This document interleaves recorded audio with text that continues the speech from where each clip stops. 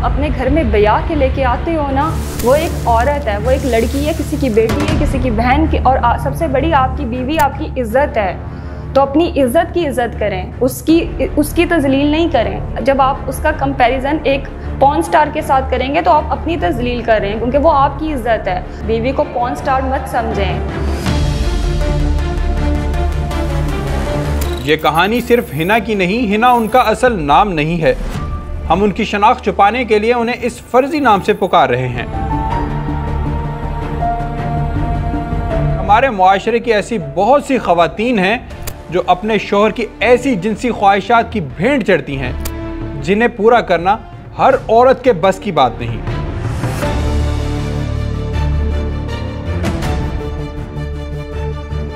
जहाँ आके मुझे लगता है कि मेरी बस हुई थी, वो ये वजह थी कि वो अपनी मास्टरबेशन करते हुए अपनी वीडियोस बना के उन्होंने मुझे भेजी और मुझसे रिक्वेस्ट की। उनकी ये डिमांड थी कि मैं भी अपनी वीडियोस बना के उनके साथ शेयर करूं। उनके जहन में इसके अलावा कुछ था ही नहीं, वो इसके अलावा कुछ और सोचते ही नहीं थे। वो मुझसे अगर सुबह फ़ोन पे बात करते थे तो उनकी बात गंदगी से शुरू होती थी। रोमांस होता है जिससे मियाँ बीवी का ताल्लुक बेहतर बनता है, खूबसूरत बनता है। वो रोमांस की डिमांड नहीं करते थे मुझसे।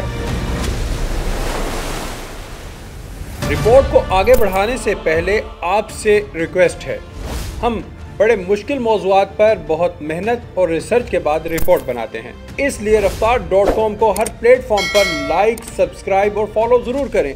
इससे हमारी हौसला अफजाई होगी। हिना की अरेंज मैरिज थी, निकाह की तकरीब हुई मगर फौरी रुखसती नहीं। हर नई नवेली दुल्हन की तरह इसके दिल में कई अरमान थे, आंखों में कई ख्वाब थे, मगर इसके साथ वो हुआ जो उसके वहमो गुमान में भी नहीं था। जिस दिन निकाह हुआ था उसी के अगले 3 घंटों पे शौहर से बात करके ये पता चल गया था कि मेरी शादी एक गलत इंसान के साथ हो गई है। मैं बहुत एक्साइटेड थी अपने हस्बैंड से बात करने के लिए। मतलब जैसे मैं सोच रही थी कि मैं उससे फ़ोन पे बात करूँगी तो वो मेरी तारीफ़ करेगा कि मैं अपने निकाह पे बहुत खूबसूरत लग रही थी, वो मुझे निकाह की मुबारकबाद देगा। लेकिन बदकिस्मती से मैं एक माशरे के गंदे शख्स की भेंट चढ़ चुकी थी। मुझसे पहला सवाल ही ये किया कि मैं कितनी जिस्मानी ताल्लुक़ में कितनी वाइल्ड हो सकती हूँ। सबसे पहली बात तो ये कि जब इंसान की शादी होती है, उसकी शादी का पहला दिन होता है, तो हमें मालूम है कि औरत जो है उसकी एक साइकी ये है कि वो खूबसूरत लगना चाहती है और फिर उस खूबसूरती की अप्रिसिएशन दी जाती है। और कोई भी शरीफ औरत होगी, नेक औरत होगी, वो हमेशा यही चाहेगी कि उसका जो शौहर है, यानी ख़वातीन के अलावा अगर दुनिया में कोई मर्द उसकी तारीफ़ करे तो वो उसका शौहर होना चाहिए। वजह इन सारी चीज़ों के कि उनका शौहर उनकी तारीफ़ करता, उनका शौहर उनको कोई मुबारकबाद देता, कोई आगे के बारे में अपनी ज़िंदगी की प्लानिंग के बारे में बात करता, उससे फ़ौरन वो शौहर जो है वो सेक्स की तरफ आ गया, जिनसी ताल्लुक़ की तरफ आ गया। और ये सारी वजह जो है ना, ये पोस्ट मॉडर्न कल्चर का हिस्सा है जिसके अंदर आज सारी दुनिया की मेजॉरिटी उससे इन्फ्लुएंस्ड है और बहुत सारे मुसलमान भी उससे इन्फ्लुएंस्ड हैं। लेकिन इस्लाम हमें ये बताता है कि जो सेक्स है, जिनसी ताल्लुक़ है, उसका एक ताल्लुक़ है इंसान की शादी निकाह से, और फिर निकाह का ताल्लुक़ है फैमिली से, और ये तीनों आपस में चीज़ें जुड़ी हुई हैं। लेकिन जो पोस्ट मॉडर्न वर्ल्ड व्यू है या पोस्ट मॉडर्न कल्चर है, वो हमें ये कहते हैं भाई sex is something different, sex is fun, sex enjoyment, आपका दिल चाहे आप करें, दिल चाहे ना करें, लेकिन इसका निकाह से ताल्लुक़ नहीं होना चाहिए। उन्होंने मुझे सेक्स करने की बहुत सारी डिफरेंट पोजीशंस बताई जो मेरे लिए बिल्कुल पहली दफ़ा मैंने सुनी थी, बिल्कुल न्यू थी, मैं नहीं जानती थी उन टर्म्स के बारे में जो शायद वो मूवीज़ में देखते हैं, उन्होंने वहाँ देखी और उनकी वही रिक्वायरमेंट थी कि मैं उसी तरह से एक्ट करूँ। वो मेरी जो फिज़िकल अपीयरेंस थी बिल्कुल पॉर्न स्टार की लड़कियों की तरह बनाना चाहते थे कि मैं उसी तरह से बन जाऊँ। और मुझे उन्होंने उसके अकॉर्डिंगली डाइट्स बताना शुरू की कि मैं ये डाइट्स लिया करूँ ताकि मेरी लुक्स, मेरी जो फिज़िक है वो बिल्कुल उन लड़कियों जैसी हो जाए। Exposure to pornography, exposure to ऐसी ऑड प्रैक्टिसेस जिसकी वजह से मर्दों के अंदर एक ऐसी फैंटेसी आ गई है जो बिल्कुल आप समझ लें कि जिसका रियलिटी से कोई ताल्लुक़ नहीं है। कि आपकी बीवी को सिर्फ ये लगे कि मेरे रेप अगर होता या मेरी शादी हुई है, तो उस रेपिस्ट में और मेरे हस्बैंड में सिर्फ एक लाइसेंस का फ़र्क है कि मेरे हस्बैंड के पास मुझे अब्यूज़ करने के लिए एक लाइसेंस है, मेरे रेपिस्ट के पास वो लाइसेंस नहीं था। आम लोगों के पास आप जब जाते हैं तो वो एक हवाला देते हैं इस्लामी कि भाई आयत के अंदर ये लिखा हुआ है, और औरतों को एक खेत से तजबीह दे दी जाती है। अगर कोई खेतीबाड़ी वाला शख्स होगा तो ये बात बेहतरीन तरीके से जान सकता है कि खेत में हल चलाने का एक तरीका होता है, ट्रैक्टर चलाने का एक तरीका होता है, गुट्टी करने का एक तरीका होता है। अगर आप एबनॉर्मल तरीके से उसके अंदर कुछ करेंगे तो आपकी खेत आपको कभी फल नहीं देगी, वो खेत पूरी बंजर हो जाएगी। इस्लाम की जो समझ लें कि एक ख़ासियत है ना, यानी हर दीन का एक ख़ासा है और हमारा ख़ासा हया है। हर दीन का एक ख़ासा है, स्पेशलिटी, और इस्लाम की स्पेशलिटी हया है। तो पहली बात। दूसरी बात ये है कि अब अगर निकाह हो गया तो क्या अब लड़का लड़की आपस में कुछ जिनसी मामलात पे बात कर सकते हैं? जी बिल्कुल कर सकते हैं। देखें, जब निकाह हो जाता है तो निकाह का माना ये है कि उस मर्द ने अल्लाह के नाम के साथ उस औरत की शर्मगाह को अपने लिए हलाल कर लिया। और ये अल्फाज आपको या ये वजाहत आपको अल्लाह के नबी सल्लल्लाहु अलैहि वसल्लम की कई हदीस से मिलेंगी।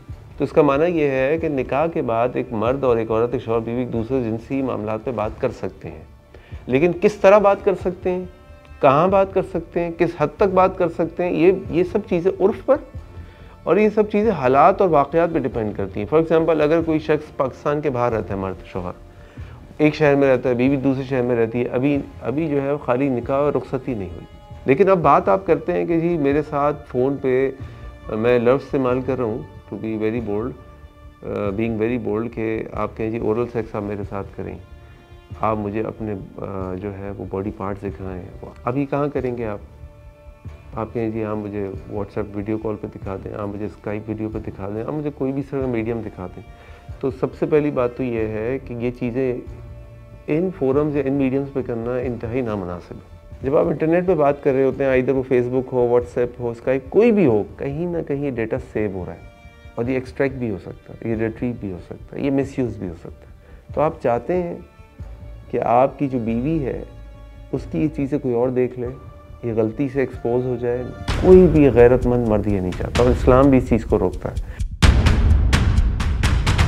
सबसे पहले जब उन्होंने मुझसे मेरा चेस्ट साइज़ पूछा और मैंने अपने चेस्ट साइज़ के बारे में बताया, लड़कियां क्योंकि वीक होती हैं, मैं भी नॉर्मल हूँ, तो मैंने अपने जब चेस्ट साइज़ उन्हें बताया तो उन्होंने मेरा मजाक उड़ाया, वो कह के मार के हंसे और अपने ऊपर रिग्रेट फील करने लगे अपने फ़ैसले पे। उन्होंने मुझे सिर्फ इसलिए चूज़ किया कि मैं उनके टाइप की हूँ। ये सब बातें मुझे पहले नहीं पता थी कि फ़िज़िकल रिलेशनशिप में मियाँ बीवी एक दूसरे के साथ वहशी होना क्या होता है, मैं नहीं जानती थी। मैंने ये बातें फिर एक दिन अपने घर वालों से शेयर की क्योंकि मैं उनके साथ रहना नहीं चाहती थी। वो टाइम मेरे लिए बहुत मुश्किल था, लोगों को समझाना कि मैं क्यों डाइवोर्स लेना चाहती हूँ, क्यों इस चीज़ को कंटिन्यू नहीं करना चाहती। ये तकलीफ़ उस तकलीफ़ से ज़्यादा बड़ी थी। ये जो सेक्सुअल अब्यूज़ है ये आजकल हर घर की कहानी है। कोई फ़ीमेल अपनी इस मैरिटल लाइफ के अंदर इस तरह कोई चीज़ फेस करती है जिसकी परसेंटेज वाइज अगर मैं आपको बताऊं तो आप बहुत हैरान होंगे ये सुनकर कि ये इशू हर घर की कहानी में 57 to 67% एग्जिस्ट करता है, जो कहीं पर भी आपको ऑफिशियल रिकॉर्ड के अंदर नहीं मिलेगा। लीगल टर्म में अगर मैं आपको इसके बारे में बताऊं तो you would be surprise to know कि डोमेस्टिक वायलेंस का एक ऑर्डिनेंस है जो सेक्सुअल अब्यूज़ को भी रिकग्नाइज़ करता है कि जो एक औरत शादीशुदा होने के बाद जितने किस्म के अब्यूज़ से गुज़रती है उसमें अगर उसको एक सेक्सुअल अब्यूज़ भी फेस करना पड़े अपने शौहर से तो उसकी सज़ा 3 महीने से 6 महीने और बहुत ही कोई पाए का अगर आप प्रूफ करने में कामयाब हो जाते हैं तो साल 1.5 साल। इस्लामी मुआशरे में निकाह नौजवानों को बुराइयों से रोकने के लिए होता है, मगर टेक्नोलॉजी के नाम पर बेरारवी ने इस पाक रिश्ते में नजासत घोलना शुरू कर दी है। बात इतनी सादा है कि आपकी बीवी आपकी इज्जत है, आपकी बेलगाम ख्वाहिशात की तस्कीन का सामान नहीं। अफसोस के साथ कहना पड़ता है कि हमारी अदालतें खुला के अक्सर केसेस में ऐसी वजूहात को रिकॉर्ड पर नहीं लाती और मुल्जिम को सजा नहीं देती। नतीजा ये होता है कि वो मर्द मजलूम बनकर किसी और औरत की जिंदगी को बर्बाद करने के लिए आज़ाद होता है।